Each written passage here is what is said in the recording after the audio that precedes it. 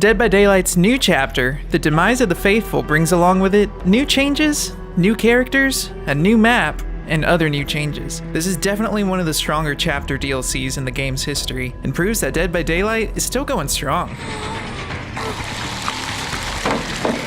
Fans of Dead by Daylight will no doubt enjoy the new killer, the Plague.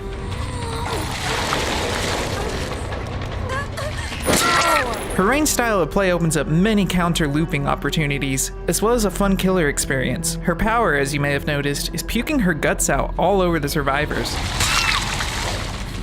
Her perks are not too shabby either. Her first perk, called Corrupt Intervention, is basically the anti-gen rush perk. It blocks 3 random generators at the start of each game from even being touched for a good amount of time. This is one killer who's definitely had it with the gen rushing. Her second perk, Infectious Fright, makes survivors scream when they're in her terror radius, as she's putting someone into the dying state.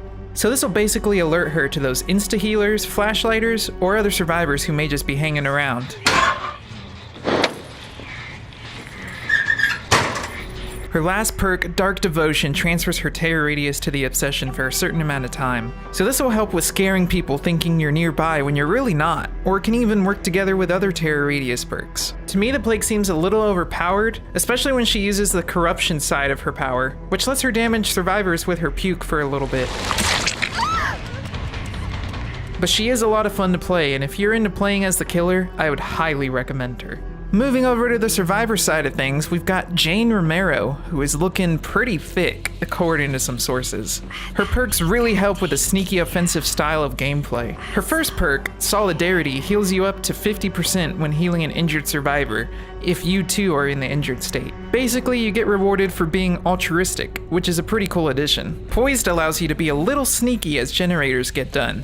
When a generator is finished, you leave no scratch marks for up to 10 seconds, so you can literally sprint your thick self away without having to worry about leaving those pesky scratch marks. Her final perk, which Locker Dwights will be all over, is Head On. When you're in a locker and you leave it in a rushed action, you will stun the killer for 3 seconds if they're close enough. So get ready to up your game on those locker jukes. Jane's perks are a really welcome addition to Dead by Daylight, and it finally feels like the survivors can almost fight back. Just a little bit. The Demise of the Faithful also brings a new map, the Temple of Purgation. Decisive Strike has finally gotten a nerf after much debate. Basically, the strike won't activate until you've been hooked, and even then it'll only remain active for 60 seconds. If within that 60 seconds you're downed and picked up, you have to hit a skill check in order to escape that killer's grasp. The Demise of the Faithful chapter also updates the Unreal Engine a step further.